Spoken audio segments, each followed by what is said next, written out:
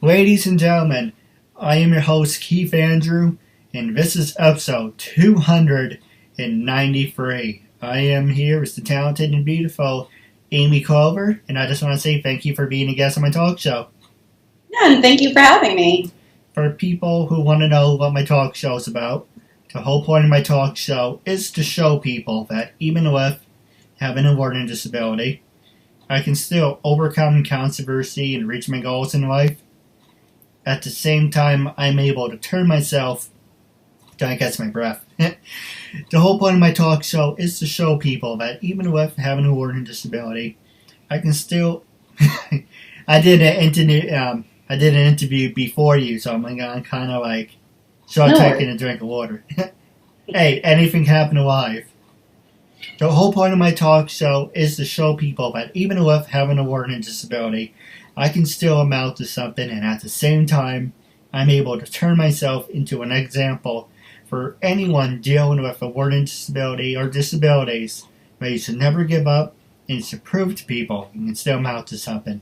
I don't know why that was so hard to get out, but basically, it's about showing that labels do not dictate who you are and who you're going to be, and you can still amount to something. Half hour, 45 minutes of your time, you see how it goes.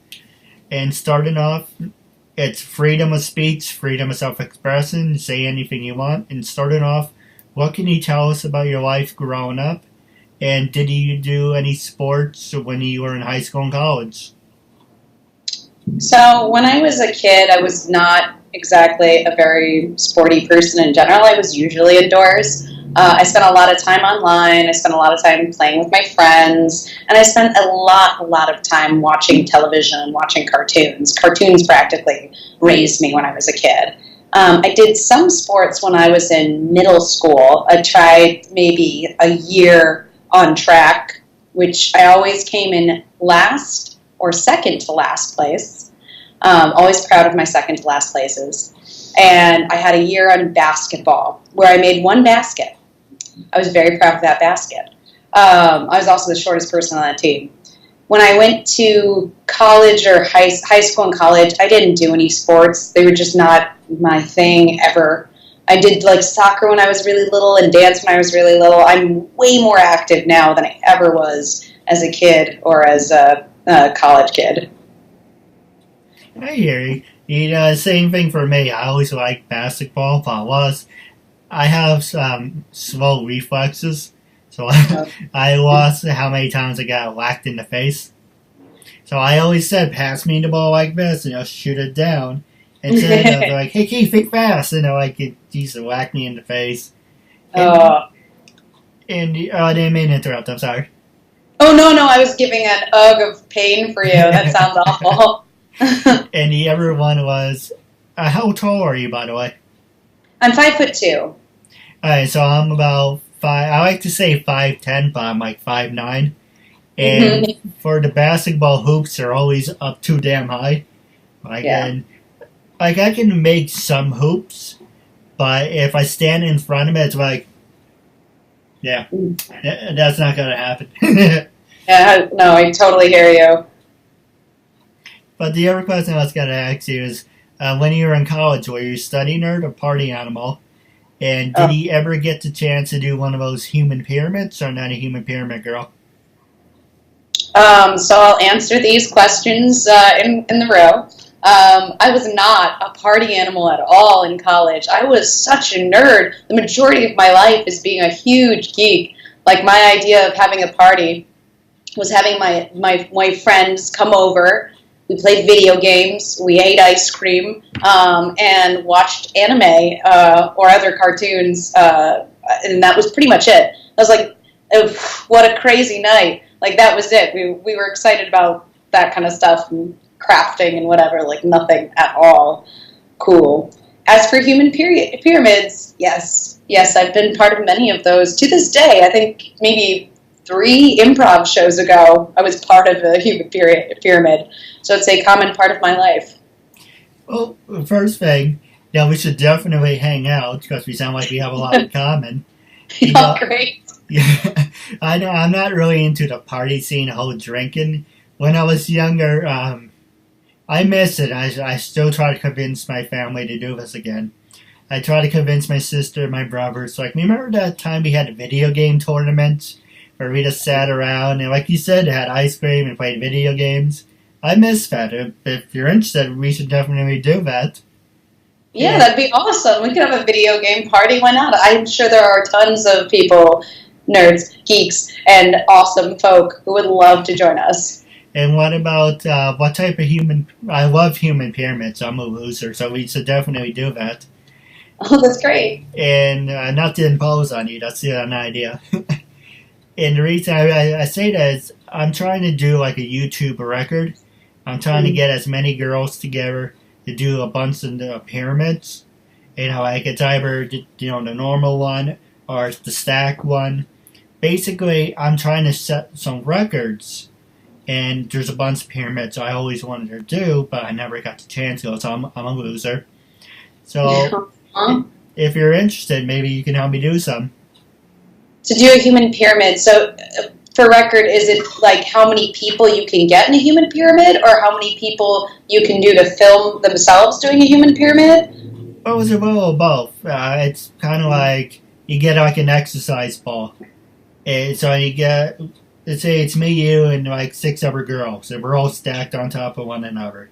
The idea is to hold that for about 2 to 3 minutes and say, okay, we just did a record. Now we challenge you out there. Try to beat our record, add more people, or hold it as long as possible. So it's just like different challenges and everything. Oh, okay. How come it's only girls? That's my way of flirting with girls. There's other ways than asking girls to be part of a pyramid. You can say hello. It's true. But, I want it to be my own thing. And, I just want it to be... I don't say to the guys because it will come off gay. But it's my way when I talk to girls. It's my way of opening up. And it's basically when you do the pyramids, it's, something I always wanted to do. But at the same time, I'm extending my hand to you in friendship. It does opening up, if that makes any sense. Yeah, sure. What do you say to the guys? I haven't really had anyone that said, yeah, they want to do it. They're too busy laughing and or making jokes. The guys are? Yeah. So you have invited guys to do the human pyramid as well?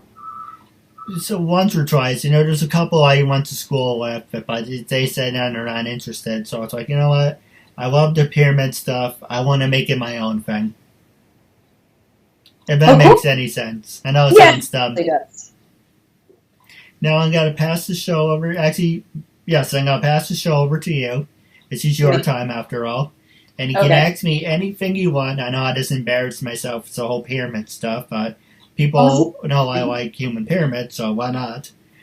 So, was there anything you wanted to promote, anything you wanted to talk about? This is your time after all. Oh, that's really cool. I have 2 commercials that are airing right now, national commercials, which are super cool. There's one for White Castle, which is for their new mini sliders. And I do the voice of this 13-year-old girl in it. And the commercial has like a grandma and an ice sculpture and whatever. So I'm pretty proud of that one. It's for Thanksgiving, so it only runs for the rest of this month, I guess, until maybe just the rest of this week. But it'd be cool if people want to find it online and take a look at it. You can look at White Castle YouTube and see my channel and like it, and that'll be great. My other one's for Morton's Steakhouse, and that one I'm not sure when that's airing, or if it's airing yet, but if you hear my voice, just let me know. I'm AmeliaClover.com, so if you hear me, send me a message, let me know, that'd be great. I have a couple of video games, but they're not coming out yet, and I can't talk about them yet, so as soon as I know, I will let everyone know. And that was before the strike, also, I might add. I think that's and I'm part of an improv tournament. If you're local to Los Angeles, or close enough to Santa Monica, because LA's a huge city, I have an improv tournament show where we compete to be the best team at my theater, West Side Comedy Theater, and we're performing on Monday. It's the 21st? Yeah, Monday the 21st. So I think we're at 8 p.m., so if you can come out and support us, that'd be great. We're Big Kahuna. I think those are all my shameless plugs. Well, if you're interested, do you have your wings on you? I can just put them in the beginning of the video. Sure. I mean, I can like send them all to you at the end of this, or whatever. Most of it. My website is ameliaclover.com. Every other social media, like Twitter, Facebook, Tumblr, is ameliaclovervo.com or Amelia Clover VO. So that'll be pretty easy, at least for the end of this. All right. Now, the next question I was going to ask you, does social media dictate your career, and should you get a job or not? Or how do you feel about social media dictating everything? I'm not a huge fan of the influence of social media. I've definitely come across agents before who have said you have to have a social media presence for me to represent you, or people who have to have a YouTube channel, this many views, this many likes. It seems like it's just another way, in my opinion, for you to have to do a whole lot more work for someone to even give you a chance, which is a shame. There's so many talented. I've been in classes. I've been at Meet the Agent nights, or at voiceover meetups with so many talented voiceover actors who don't ever get a chance because of a lot of social media, of what social media dictates.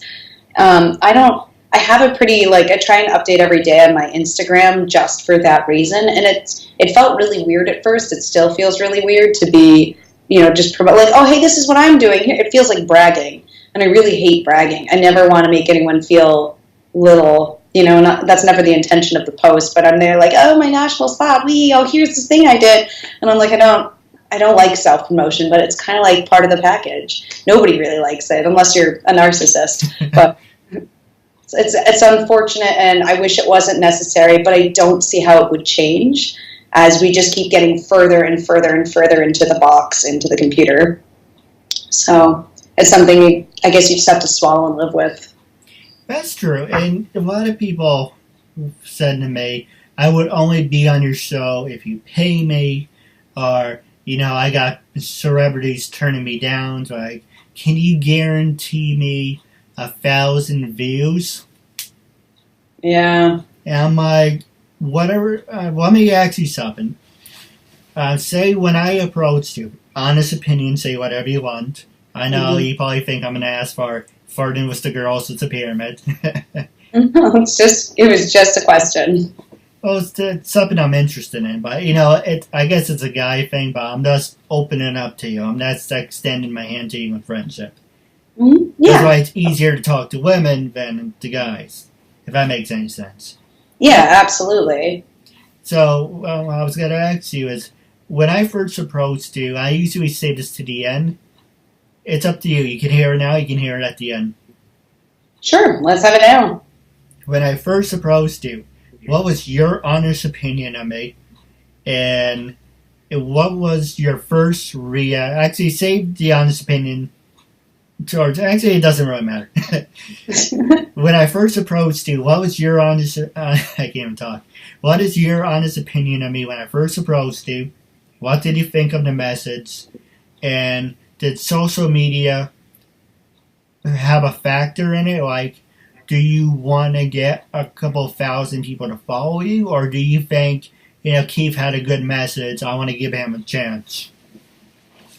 I think you were very transparent in your post when you messaged me. It's you have that thing that you copy pasted that says exactly what you're doing, exactly what you're looking for. And the reason I decided to do this show with you is because I liked your message. I don't really care who gets to watch this, or I mean, on my end, for me personally.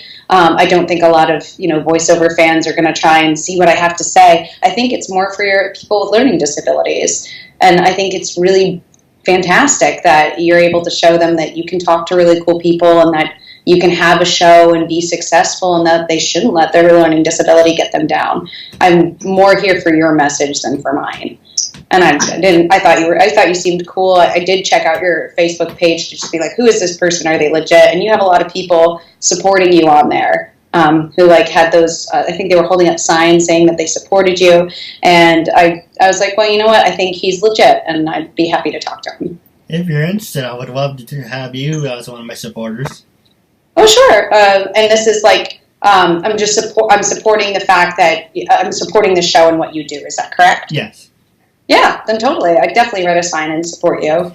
And while on the subject, I did a last interview, like I said, that's why I was kind of like out of it because my mind was still processing the first one. Is I want to make one thing perfectly clear.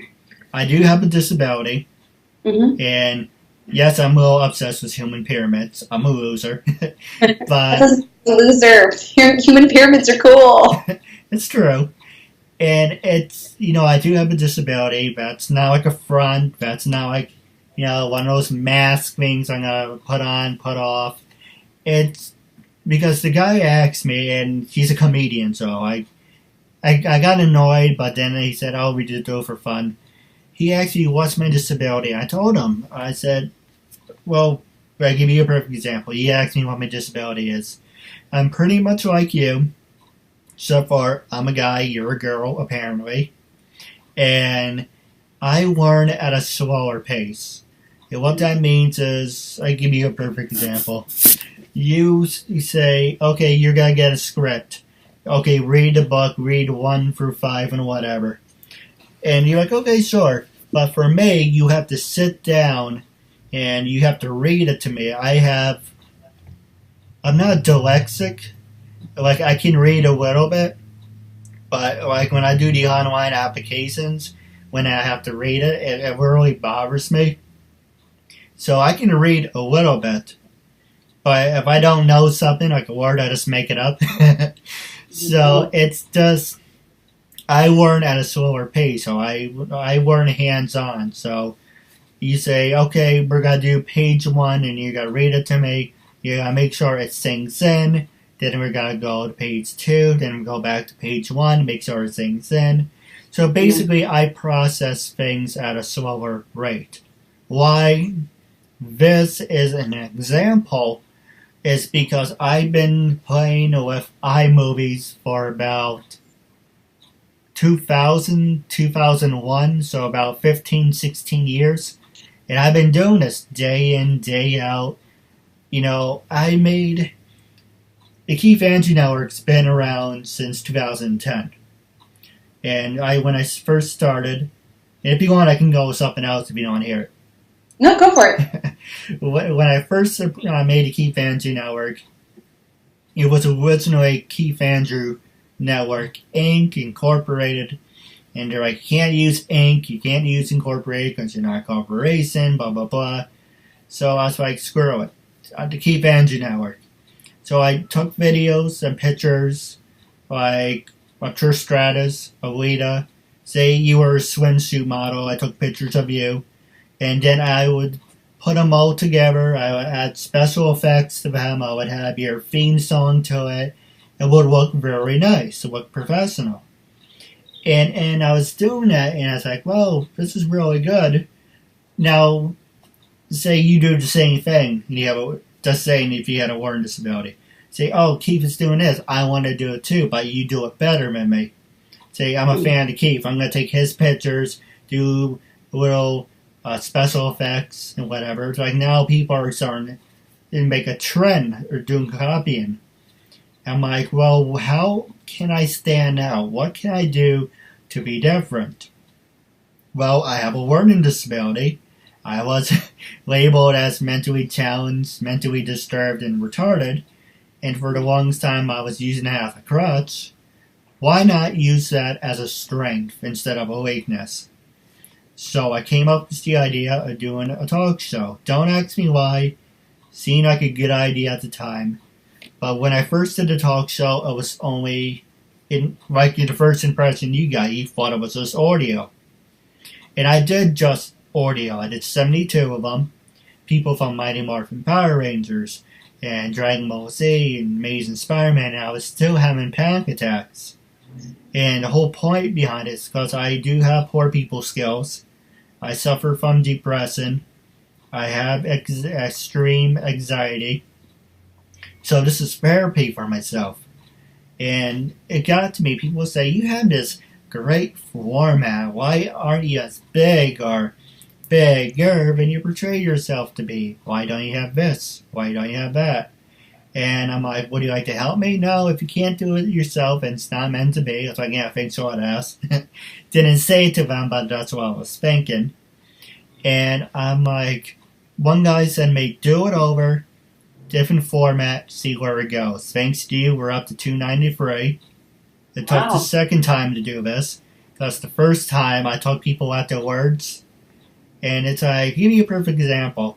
First time, you sign a permission form, and everyone who I interview now has to sign a permission form. I introduce myself, I tell you what the show's about, and do you agree to let me interview you and have use of the interview?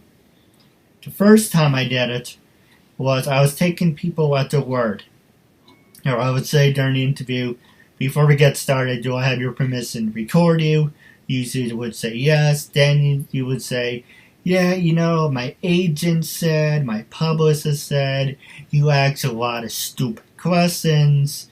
You asked a lot of things about the human pyramids. You asked this. We don't like the video quality. Because when I first started, it's what you see is basically what the camera saw. So I didn't care that you didn't see me. You just wanted to see the person. And I'm like, well, let's do something different for season 2. And to help me interact with people more, I should be showing myself. So season 2 was recording the camera from the computer screen. What you see is what the camera's getting, or what I see is the camera gets. And season 3 is now Skype recorder. It's going to be cut in half. I'm on the right and you're on the left. So you sort of transition from the phone, from the camera, to Skype recorder. And soon I will hopefully get my own studio. Sorry, my cat was distracting me. I was making sure she wasn't peeing on anything. And so basically you sort of transition for the 3 years. So it's basically now I have great people skills. Occasionally I do hesitate, but it isn't as bad as it was 3 years ago. And it's just a learning experience. And I'm not saying, hey, people label me as retarded and whatever handicap thing you want to say. And going back to what the guy said to me, it's like, well, just because you learn slow, and just because you're this, just because you're that, doesn't mean you have a disability. It just means you're slow. And it just kind of rubbed me the wrong way. And I remember what my dad said. It says, how are you supposed to be an inspiration for people? How are you inspiring people with disabilities? You're not doing anything. And I'm like, you're missing the point. The point is, I'm handicapped. And yeah, I guess I'm, at this point in my life, proud of it. But I'm just saying, God gave you a shitty hand. You have to do what you have to do with that hand. So I'm like, yeah, I'm able to handicap, retarded, but look at what I'm able to do. This, I've been doing for the past 15, 16 years.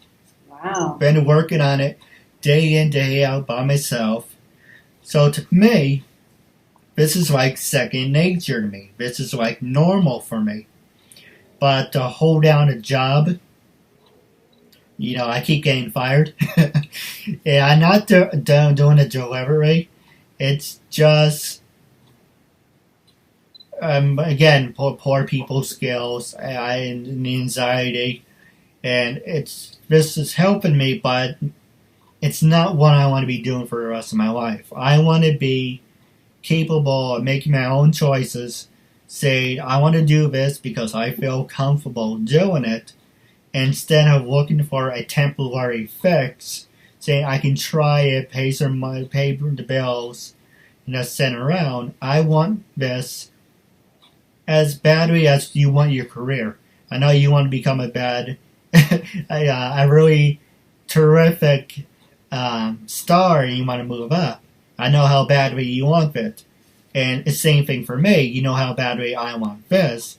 It's because this is something I've been doing for almost 4 years, so screwing it up, that I'm very passionate about. And I don't know, you know what I'm trying to say. It's just this is what I want to do until I die. Yeah, I'm not saying that to be cute. I'm not saying that to be funny. It's just I'm very passionate about this. And this is what I want. Instead of working in a retail store and being miserable or feeling like, yes, you have to do what you need to do in the meantime, but it's kind of like I feel like I have a purpose.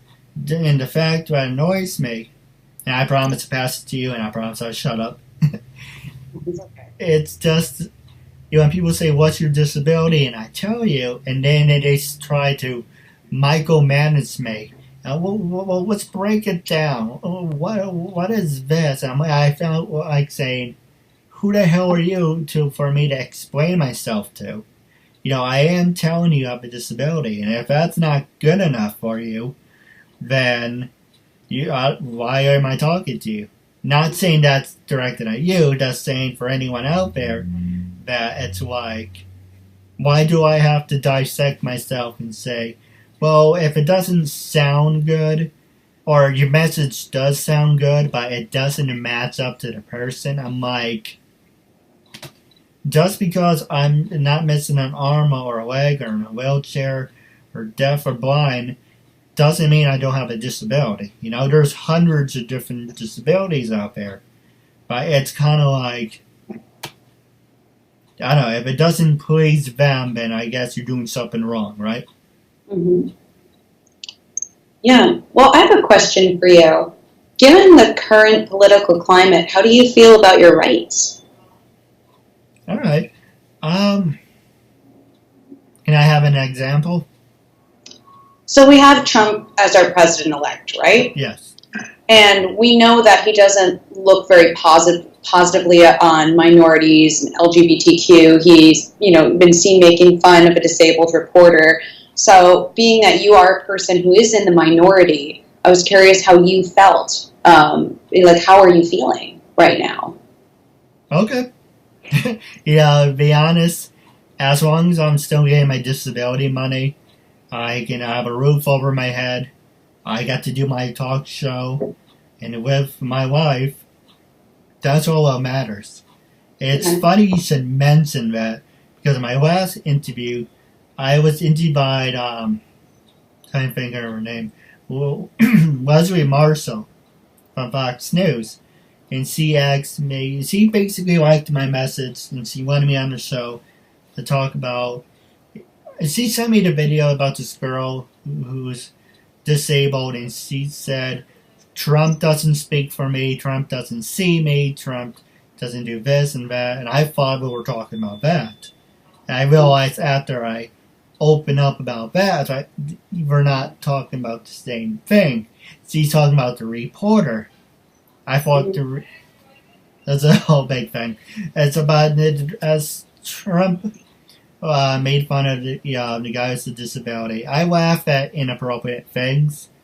Sometimes on purpose, sometimes I just do it because I'm nervous. And I'll give you a perfect example. Why is it okay and I said the same thing to my last guest, why is it okay for comedians to make fun of other black people or other minorities and people who are handicapped, but yet when someone's running for president, for president you're supposed to hold yourself at a higher standard, and I do like Trump. I just think he's an ass sometimes, but I'm going to give him the benefit of the doubt. But why was it? I'm not trying to make excuses. I'm not saying that it was okay for him to do what he did, but at the same time, you're giving him a hard time. But there's other comedians who are handicapped, and they do the same thing. They make handicap jokes. But why is it okay for them to do it? See, it's a double-edged sword. Black people can make fun. It is literally their job to make jokes. Yeah. And it's not Trump's job to do that. It's his job as president to represent all of America, including people who are disabled. And making fun of that group is making fun of part of America, I think. No, I agree with you. But I just think it's a double-edged sword because, yes, I do agree Trump had no right to do that, number one. I'm not defending him. But if you look at other people who have disabilities, and I haven't made any jokes, so I'm not in that category yet. So, but you look at like Chris Titus' friend who has Tourette's or whatever disability, but he comes out and he does a stand-up and he makes jokes, and Chris Titus makes jokes about disabled people. Why is it, you know what I mean? It's you're saying it's... Part of the reason is like those disabled people, they represent those people because they live in that world. Trump isn't disabled, so he doesn't represent that population physically. Whereas a disabled person, if they're making fun of disabilities and people with them, if they have them, they know what it's like. Yes. So they have a bit more, oh, there's a new one. Who's this? Oh, this is Ms. Jilly. Oh, she's a beauty. Hi, Jilly. Now go ahead. You know, like you're not. If you're not in the circle, then it's kind of like. Yeah, it's a weird situation because it goes for every minority or for anyone. Like, you know, a woman can make fun of women, and you know, and men make fun of men, and etc. Like, there's certain standards, and that in comedy is always in question too. Like, is it okay for you to actually say these things? Like, just because you're Jewish, can you make a Holocaust joke? Is that right? That is something that's up for debate right there. That's not clear water itself. But I think it's definitely a no. If you're not disabled, you shouldn't make fun of disabled people. And also, especially if you're running for president / you are a president now, it's not right for you to make fun of an entire faction of your country. No, I agree with you with 100%. And like I said, I'm not debating that I'm right, you're wrong, or you're whatever. But it's just, to me, I feel like it's a double-edged sword. It has like a double standard. Make a long story short. And was there any other questions you wanted to talk about, or this is your time after all? Sure. I mean, I'd love to, since I'm definitely curious about your show. I'd love to know, just, you know, have you heard back from people with disabilities about your show? Like, have you gotten fan mail or like fan response? Well, before I answer that, I have to do one thing. Okay. Alright, so to answer your question about fan mail and about... Sorry, my cat wanted to wave. She was annoying. I get it. I've got cats. I know. So, fan mail, I've been thinking about opening a P.O. box at some point. Once I get more money, once I get established and get a good job. And there's really... maybe like once or twice someone would walk over to me. And I'll give you a perfect example. I was in the mall recently at the Galleria in Macy's. And the guy who I was talking to was a former high school student who we went to school with, like 2-year difference. I invited him to be a guest on my talk show and wrapping up. And basically, you know, he recognized me, but I didn't recognize him. And he was like, "Oh, hey, how are you? How's everything?" And I'm like, "Hi." I was very respectful. I was like, "Hi, how are you? How's it going?" And I was thinking to myself, name. Oh, what's his name? Oh, screw it, doesn't matter. So, you know, he shook his hand. I shook her hand. And he introduced his girlfriend to me. He said, "I'm still working on the computer," like we talked about. And at that point, I kind of remembered vaguely who it was. And you know, there was somebody else before that where I'm walking. They're like, "Oh, Keith, hey, how's it going?" I'd shake their hand. And my parents would be like, "Who's that?" A fan? But, you know, it's slowly moving. But have people actually, besides look at my show and say, "Hey, you're an inspiration, I like what you're doing"? Not really. I get more criticism about saying, "You say you have a disability, but we don't see it." Oh, wow. There's hundreds of disabilities out there.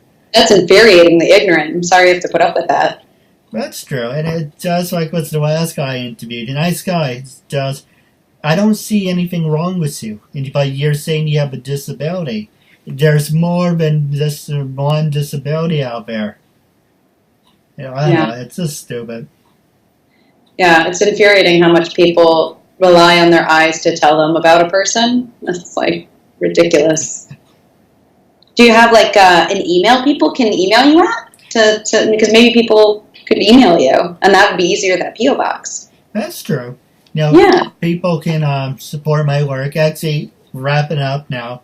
For social media, I want you to go first. Are you on Twitter, LinkedIn, Stage 32? Sure. You can find me on Facebook, on Twitter, on Tumblr, on Instagram as Amelia Clover VO, and my website is ameliaclover.com.